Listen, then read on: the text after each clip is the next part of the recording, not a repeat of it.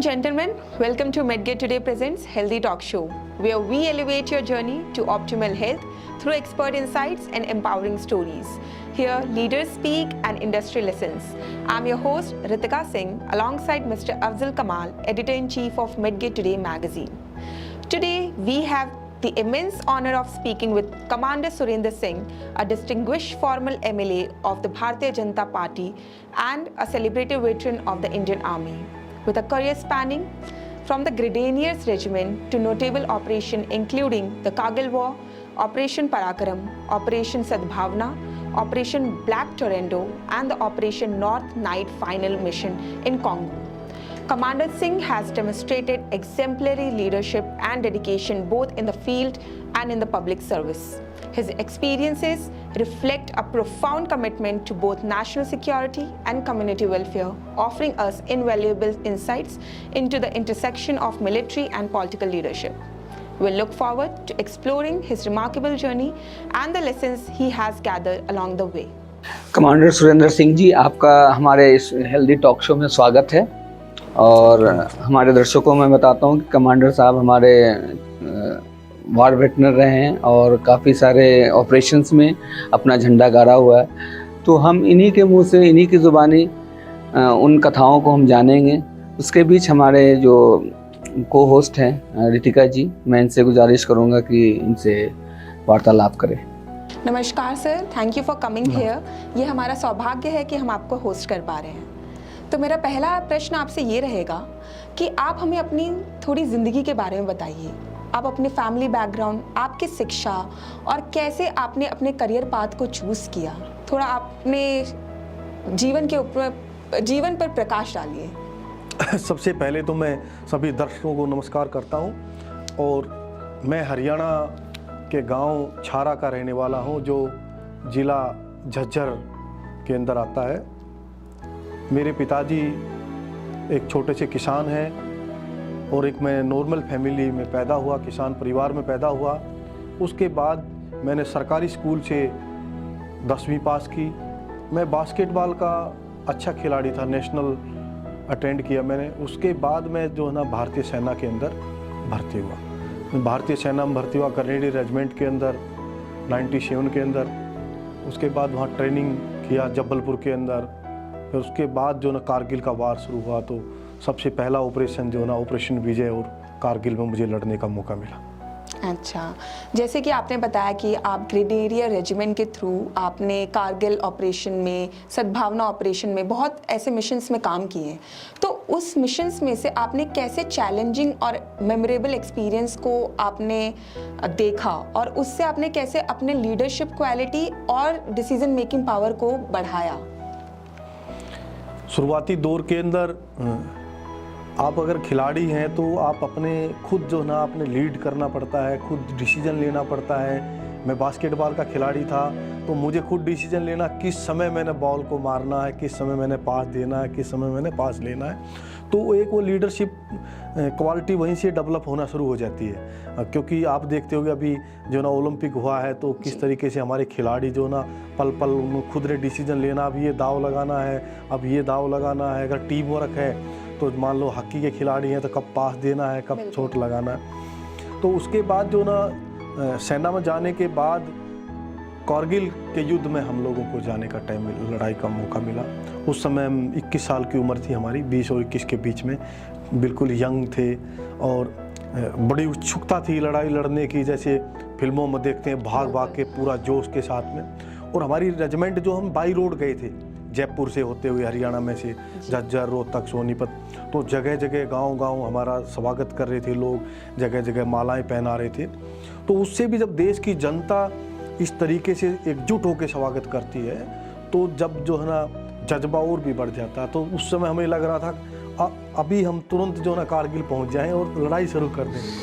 और उसमें जिस तरीके से 36 बिरादरी, हिंदू, मुस्लिम, सिख, ईसाई, अगड़ा, पिछड़ा, बहनें जिस तरह से राखियाँ बांध रही थी, अब तो उस माहौल से जब निकले, जाके लड़ाई में शामिल हुए, तो हम लोगों को द्रास सेक्टर के अंदर लड़ाया गया। जो टाइगर हिल की लड़ाई थी, जो कारगिल तो डिस्ट्रिक्ट है, उसके अंदर गुमरी के अंदर एक लड़ाई थी, मस्को घाटी के अंदर लड़ाई थी, दराज के अंदर लड़ाई थी और कारगिल के अंदर लड़ाई थी। और डिस्ट्रिक्ट कारगिल है। तो हम लोगों को दराज के अंदर लगाया। वो दराज सेक्टर के अंदर प्रॉपर दराज एक सेक्टर जो है ना, तहसील को सेक्टर बोलते हैं वहाँ। तो वहाँ पहाड़ी थी। पहली बात मौसम के साथ लड़ाई थी हमारी, क्योंकि यहाँ तो मौसम नॉर्मल था, वहाँ सर्दी थी। तो सर्दी का ऐसा इक्विपमेंट हमारे पास उस समय था ही नहीं। तो जैसे भी इक्विपमेंट था उसी से अपना काम चलाना। और उस समय जो ना कांग्रेस की भ्रष्ट सरकार थी, किसी तरीके का जो ना, मैं कह रहा हूँ जूते भी, हमारे जूते के तलवे फट गए हैं। पट्टी बांध बांध के जो ना हमने उस लड़ाई को लड़ा। पहाड़ों के अंदर चढ़ना, ऑक्सीजन नहीं है, धीरे धीरे उसको चलना। ऊपर पहाड़ी पे बैठा हुआ बंदा पत्थर भी अगर मारता है तो जो है ना वो बम का काम करता है। और तो उस हर चीज़ में जो ना, जो पुराने जो लोग थे, डॉक्टर साहब की तरह जो मैच्योर जो सीनियर आदमी थे, वो किस तरीके से हम लोगों को बताते थे, गाइड करते थे, बचाते थे बम्बारमेंट से। और फिर तो इतना एक्सपीरियंस हो गया, जो बम आ रहा है तो उसका हमको आइडिया था कि ये बम गिरने वाला और आगे जाएगा। मतलब इतनी लंबी लड़ाई चली तो बम्बारमेंट का।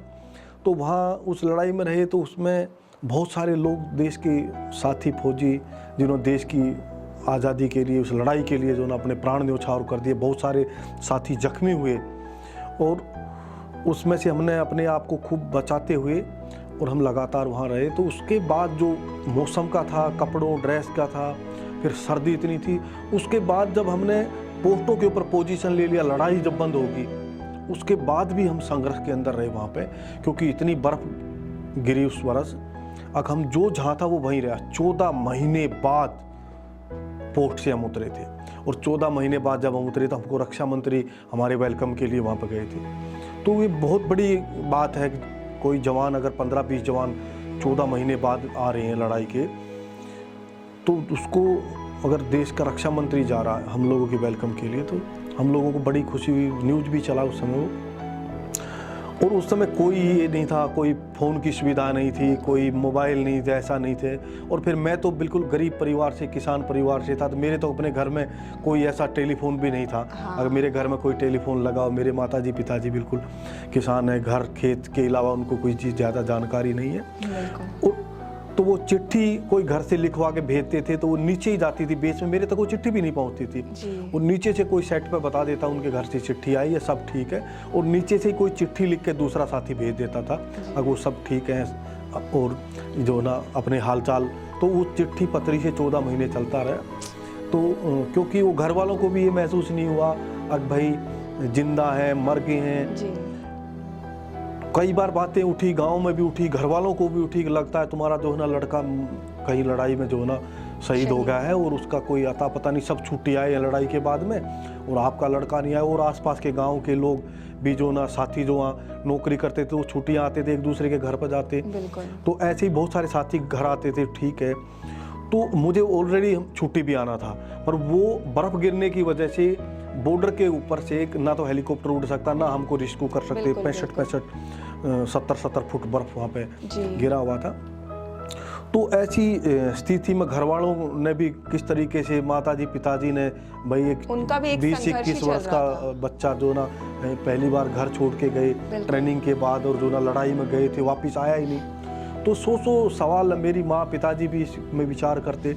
पर फिर वो उसके बाद हम घर आए। घर आने के बाद अब जब हम वहाँ बर्फ़ में रहे तो वहाँ तो कोई सुविधा तो ऐसी है नहीं। हमारा पूरा रंग काला हो गया क्योंकि बर्फ़ की वजह से, और जो काले थे वो तो बिल्कुल रेली लाइन जैसे हो गए वहाँ पे। तो इतना संघर्ष, पानी गर्म करो तो सारा दिन उसमें डालते रहो, बर्फ़ का पास की तरह थोड़ा सा पानी बने पीने का, प्यास प्यूस वहाँ लगती नहीं है, ना भूख लगती है, बस कोई छोटा मोटा कुछ खा लिया पी लिया, और बिल्कुल हल्का शरीर, ऐसे घर वालों को भी पहचान में ना आए।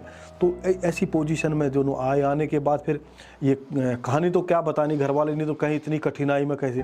पर भारतीय सेना का एक एक जवान जितनी परेशानी में रहता है, जितनी कठिनाई में रहता है, उतना ही वो निखर के आता है और उतना ही मजबूत होता है। और देश के लिए जो लड़ने मरने का जज्बा उतना ही था वहाँ पे। और बिल्कुल हमारे सामने पाकिस्तान का पोस्ट था, 100 मीटर के ऊपर था, गोलियां चलती रहती थी, हमारा कोई बंदा उधर से दिखता था वो फायरिंग करते थे। तो लगातार जो ना 14 महीने बहुत जो ना कठिन रहे। नरक वाली जिंदगी जैसे होता है भाई, जी। नरक ये बर्फ के अंदर ही रहना। बिल्कुल बिल्कुल कोई बिल्कुल। पक्षी भी दिखाई नहीं दे, कोई दूर ना कोई हेलीकॉप्टर ना कोई फ्लाइंग जोन है, कोई जहाज वहां से चला गया उसको जी। देख के। तो जो बंदे 10-15 बंदे हैं तो वो ही एक दूसरे से अपना बतला वही अपना उनकी बिल्कुल बात। 14 महीने के लिए तो वही एक परिवार बन गए हो। और हमारे पास तो कोई ऐसा स्पेशल ऐसे राशन भी नहीं थे, वहाँ दाल जो चढ़ रही थी वही खा खा के जो ना परेशान हो गए। हमारा साथी तो जब हम आए तो हमें भाई ये रहा डॉक्टर साहब, तो वो जहाज में जब पूछने लगे अगर आपको नॉन या वेज खाना नॉन वेज खाना है, तो उसको तो इतना वो छिक गया था, नहीं बोला अगर भाई मटर की दाल को छोड़ के बाकी कुछ भी दे दो, क्यों हमारे पास मटर की दाल चढ़ी रही, वो 14 महीने मटर की दाल ही खाते रहे।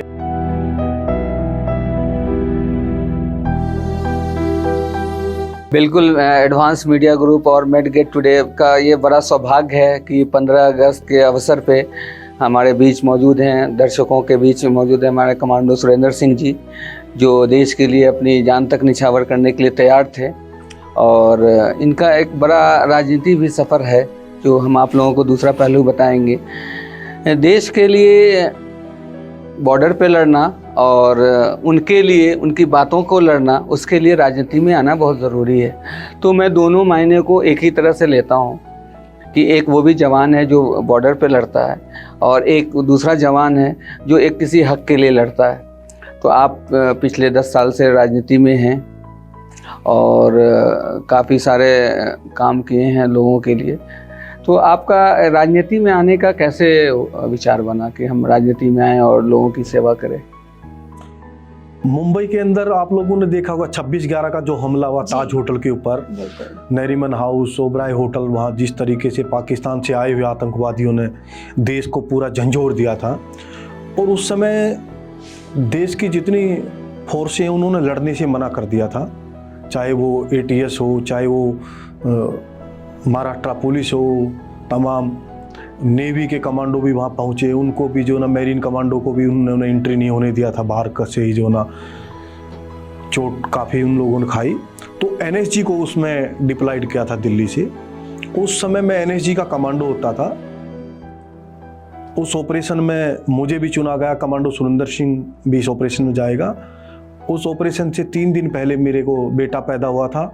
मेरी जो पत्नी थी वो भी हॉस्पिटल के अंदर एडमिट थी, तो मुझे उस ऑपरेशन में भेजा गया। ताज होटल के ऊपर वहाँ हेलीकॉप्टर से उतरने वाला पहला कमांडो था मैं उस ऑपरेशन के अंदर।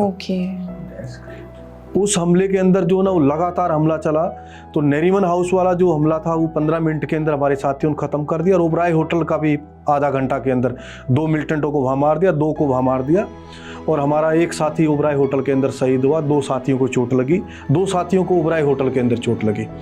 और हम लोगों ने ताज होटल के अंदर जब ऑपरेशन लड़ा तो वहाँ पे हमारा एक साथी मेजर उन्नी कृष्ण साहब जो ना लड़ते हुए वीरगति को प्राप्त हुए, और हमारे को 7 लोगों को जो ना वहाँ पे चोट लगी।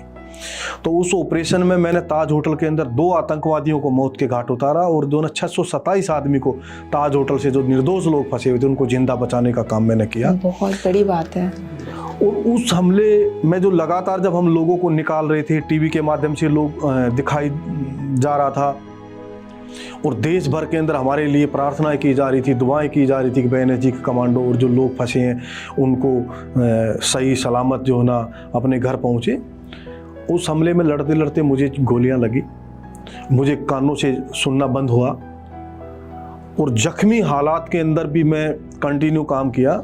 मेजर उन्नी कृष्ण साहब हमारे जो ना शहीद होने के बाद उस टीम की जो ना लीडरशिप मैंने की, क्योंकि मैं सेक्शन कमांडर कोर्स पास किया हुआ था, अनेकों मैंने कोर्स किए हुए थे जो लीडरशिप क्वालिटी के लिए, और जो लड़ाई वार एंड जो ना इस तरह की हर सिचुएशन को देखने वाले जो ट्रेनिंग अगर देनी है, ट्रेनिंग वो जो है ना section commander course qualify instructor वही देते हैं। तो प्लानिंग बनाई कि ऊपर से पहले कमांडो सुरेंद्र सिंह ग्रेनेड फेंकेगा, स्टेन ग्रेनेड जो धमाका करता है। मिलिटेंट को तो पता नहीं धमाके वाला मार रहा हूँ या मारने वाला मार रहा हूँ। जी जी। ऊपर से 2 ग्रेनेड मारेंगे जो सीढ़ियों से नीचे, वो दोनों, फिर चौथा ग्रेनेड फिर कमांडो सुरेंद्र सिंह फेंकेगा। उस धमाके के बाद एंट्री करनी आप 5 लोगों ने। तो वो पूरी प्रक्रिया, जब मैं चौथा ग्रेनेड फेंका तो मैं इतनी ज़्यादा मुझे उत्तेजना थी। अब जो वो साथी थे वो ग्रेनेड फटने से के पहले ही मैं उसमें एंट्री मार गया, और मैंने वो कोई 10 मीटर दूर था, उसमें ऐसे जंप ले गए, मुझे लगता, मुझे खुद को नहीं पता, मैंने 2 कदम लिए, 4 कदम लगे, 3 लिए, जो बार होता उसके ऊपर मैं सीधा जंप किया दोनों पैर से। और मेरे MP5 के अंदर 32 गोलियां थी। मैंने वो मिलिटेंट जैसी फायरिंग करी थी, मेरे पैरों में लगी हुई गोलियां, मैंने 32 की 32 गोलियां मिलिटेंटों को मार दी। और वो मारने के बाद भी मुझे ये था कि थोड़ा भी इनमें सांस होगा तो ग्रेनेड खोल सकते, नुकसान कर सकते, गोली लगने से तुरंत नहीं मरता। बिल्कुल बिल्कुल, थोड़ा टाइम लेते हैं। और मैंने फिर उसके बाद जंप लिया पीछे और दोनों मिलिटेंटों की ऐसे गर्दन बाजू में दबा ली। तो हमारे पास जब जंप के साथ ही हमारे पास एक कमांडो डैगर होता है, चाकू होता है, ओके, ठीक है ना, और चाकू से उनको दोनों को मैंने घोप के उनको मारा उनको। उसके बाद वो साथ साथ अब मेरे साथी, वो पोजीशन ऐसी होगी, मेरे जो हिट के 4 बंदे वो तो वहीं खड़े रह गए। अब तो एंट्री नहीं, फायरिंग तो चल रही ना, हम आपस की गोली से ना मर जाए। तो वो हम निकालने के बाद फिर मेरा इलाज चला। जो जवान, जो एक गरीब परिवार से जो बंदा है, जिसका 2 दिन 3 दिन का बेटा हॉस्पिटल में, घर वाली बीमार है, बूढ़े माँ बाप हैं, और वो देश के लिए इतना बड़ा काम करता है, लोगों की जान बताता, अपनी जान को लगा देता है। मेरा ऑपरेशन चला, लगातार मैं हॉस्पिटल में रहा, और कांग्रेस की सरकार ने जो गैलेंट्री अवार्ड देने थे वो उन लोगों को दिए जो लड़ाई के अंदर शामिल भी नहीं हुए, जो कांग्रेस के लिए यहाँ 10 जनपद के ऊपर बैठे हुए थे, जो ऑपरेशन तक पहुंचे नहीं, उन लोगों को बड़े बड़े अवार्ड दिए, हम लोगों को अवार्ड नहीं दिए। और जब वो आवाज़ उठी टीवी चैनलों ने, आप लोगों ने चलाया, देशभक्तों का दर्द, NSG के कमांडो मांग रहे इंसाफ, तो मुझे कांग्रेस की भ्रष्ट सरकार ने मेडिकल बोर्ड आउट कर दिया, नौकरी से मुझे घर भेज दिया, और 14 महीने तक कोई पेंशन नहीं मिल रही थी। तब कसाब को फांसी लटकाया, तब मैंने प्रेस कॉन्फ्रेंस किया, लोगों को बताया, मीडिया को पता चला। मैंने बताया कि मुझे कोई पेंशन नहीं मिल रही, मेरा कोई इलाज नहीं हो रहा है, मेरे बूढ़े माताजी पिताजी हैं, मेरे छोटे छोटे बच्चे हैं, और मेरे को कोई दवाई गोली कुछ नहीं है, और मैं आज इस हालात में जी रहा हूँ। और दूसरी तरफ जो कसाब है उसके ऊपर 54 करोड़ रुपए खर्च दिए इन्होंने उसकी देख रेख के अंदर। उसके बाद वो अन्ना हजारे के मूवमेंट वो बहुत हाईलाइट हुआ। इनके सूचना एंड प्रसारण मंत्री झूठ बोलने लगे कि इसको हमने 50 लाख रुपए दे दिए, कमांडो सुरेंद्र सिंह को 25,000 रुपये पेंशन दे दी है। मैंने अपनी कापी दिखाई कि मेरे 8 महीने से मेरे खाते में कोई पैसा नहीं आया, मेरे खाते में 6,000 रुपये, और जो है ना, इसके अलावा मेरे पास 6,000 के अलावा मेरे पास कोई पैसा भी नहीं, कहीं भी कोई मेरा अकाउंट नहीं है, कुछ नहीं है। और मैं अपनी दवाई भी नहीं ले पाता हूँ, अपना मेरे बच्चों की फीस दाखिला नहीं करा पा रहा हूँ, 2 बच्चे छोटे छोटे। तो देश एकजुट हुआ, बहुत हाईलाइट हुआ वो मामला। और फिर वो आम आदमी पार्टी का गठन हुआ था, आम आदमी पार्टी ने मुझे अपना फाउंडर मेंबर बनाया। तो मैं एक लड़ाई तो जो ना देश के लिए लड़ी, अनेकों ऑपरेशन किए, चाहे वो ऑपरेशन पराक्रम हो, चाहे ऑपरेशन सद्भावना हो, चाहे कारगिल वॉर हो, और दूसरी तरफ मैंने अपनी रोटी अपनी रोजगार को। तो तब जो है ना, कांग्रेस की भ्रष्ट सरकार थी उस समय, चारों तरफ भ्रष्टाचार था। जब देश की जनता को पता चला कि भाई एक 26/11 का हीरो जो दर दर की ठोकरें खा रहा, जिसको रोटी के लिए मोहताज है, बेचारा दूध बेच के अपना गुजारा कर रहा, छोटे छोटे बच्चे हैं, तो बहुत न्यूज़ चैनलों ने चलाया, सब जगह चला। और सरकार ने भी माना, गृह मंत्री ने भी गलती मानी, रक्षा मंत्री ने गलती मानी, प्रधानमंत्री मनमोहन सिंह ने गलती मानी, बयान देना पड़ा जैसा कमांडो सुरेंद्र सिंह के साथ हुआ नहीं होगा और हम जांच करवाएंगे पूरा केस की। पर क्वेश्चन ये उठता है कि जो आदमी एक तरफ जो है ना देश के दुश्मनों से लड़ता है, दूसरी तरफ अगर राजनीतिक लोगों से लड़ना पड़ता है तो बहुत बड़ा दुख होता है, बड़ी परेशानी होती है। उसके बाद जो ना आम आदमी पार्टी का गठन हुआ, उसमें मैं फाउंडर मेंबर रहा। तो राजनीति में आने के बाद जो ना फिर परिवार के लोगों ने भी और साथियों ने, सब लोगों ने सपोर्ट किया, और मुझे जो है ना दिल्ली कैंट से चुनाव लड़ाया। और मैं 2 बार दिल्ली कैंट की जनता को, दिल्ली के लोगों को सलूट करता हूं। जो दिल्ली में आके मैंने प्रेस कॉन्फ्रेंस किया, दिल्ली के लोगों ने मुझे जाने ही नहीं दिया, विधायक बना दिया, मैं ऐसे लोगों को सलाम करता। पर दूसरी तरफ मैं ये भी कहता हूं, जो पॉलिटिक्स है वो एक डर्टी गेम है, उसके अंदर जो ना मेरे जैसे जो ना अच्छे लोगों का इसमें जो ना आना ठीक नहीं है। जब आम आदमी पार्टी जिस तरीके से सेंटिमेंटली देशभक्ति और भ्रष्टाचार के खिलाफ दिखा के हम लोग आए थे, तब मुझे जो असली हकीकत का जब मालूम पड़ा तो मैं आम आदमी पार्टी छोड़ के अपने घर बैठ गया।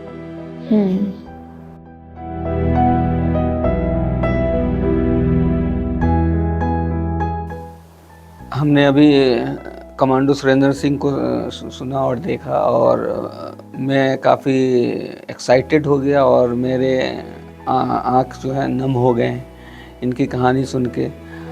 ऐसे लोगों को हमें काफ़ी रिस्पेक्ट करना चाहिए और इनकी इज़्ज़त करनी चाहिए। तो जो इज़्ज़त ना मिलने से इन्होंने आम आदमी पार्टी छोड़ी और अभी ये अपने देशवासियों की सेवा करने में जुटे हुए हैं। तो अभी 15 अगस्त का उपलक्ष्य है, गणतंत्र दिवस है, इस पे आप अपने देशवासियों को क्या शुभकामनाएं देना चाहेंगे? आपका एक मैसेज। मैं पूरे देश के युवाओं को, सभी देशवासियों को यही मैसेज देना चाहूँगा, जहाँ भी हैं, जिस भी हाल में, जिस ड्यूटी पे, जिस ऑफिस में आप काम करते हैं, ईमानदारी से काम करें, वही सबसे बड़ी देशभक्ति है।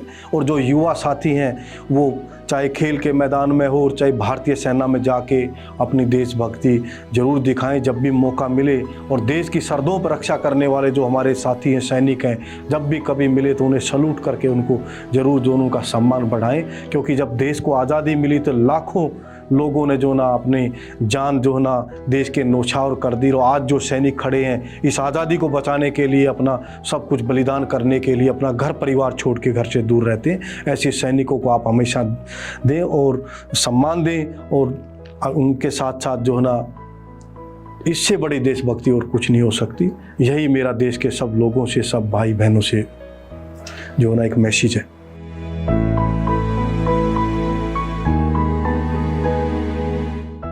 सर, जैसे आपने कहा कि politics is a dirty game, तो मैं ये जानने के लिए बहुत इच्छुक हूँ कि जैसे आप आर्म फोर्सेस से बिलोंग करते हैं, तो पॉलिटिक्स में जैसे आपने कदम रखा तो आपकी फैमिली ने कैसे आपको सपोर्ट किया? उनका क्या एक रोल रहा है आपके इस जरिए, इस जैसे कहेंगे हम पाथ में? मेरा अपना जो है ना माताजी पिताजी हैं वो तो बिल्कुल साधारण है, उनको तो राजनीति का कोई ज्ञान नहीं है। वो तो अपने खेत में काम करने वाले और घर में काम करने वाले लोग हैं। तब चारों तरफ जो और साथी थे, मेरे जो धर्मपत्नी है वो लेक्चरार लगी हुई थी, उनको पता था कि राजनीति का ही जाने का रास्ता, क्योंकि मुझे पेंशन तो मिल नहीं रही थी। मैंने आवाज़ तो उठा दी, 14 महीने मुझे पेंशन नहीं आई और राजनीतिक लोगों ने जो ना उसका जवाब भी दे दिया, पर पेंशन और पैसा तो नहीं आया मेरा। तो उसको संघर्ष करने के लिए सभी लोगों ने यही राय दी कि आपको राजनीति में जाना पड़ेगा। और उस भ्रष्ट व्यवस्था के खिलाफ जो ना एक मुहिम पूरा देश के अंदर चली हुई थी। तो जो भी मेरे घरवाली के पास जो गहना था, जो पैसा था, थोड़ा बहुत जो ना उसी को करके जो ना हमने कंटिन्यू आगे बढ़ाया। और जो मेरे परिवार ने, माताजी पिताजी ने, भाई ने और चाचे ताऊ सब ने, गाँव के लोगों ने मेरा मुराल हमेशा आप रखा कि आप आगे बढ़ो, हम आप और के साथ हैं। लोगों ने चंदा इकट्ठा करके दिया। ऐसे ऐसे हालात रहे कि झुग्गी के अंदर रहने वाले बच्चों ने अपनी गुल्लक तोड़ के और मुझे ना 10-10 रुपये तक चंदा दिया।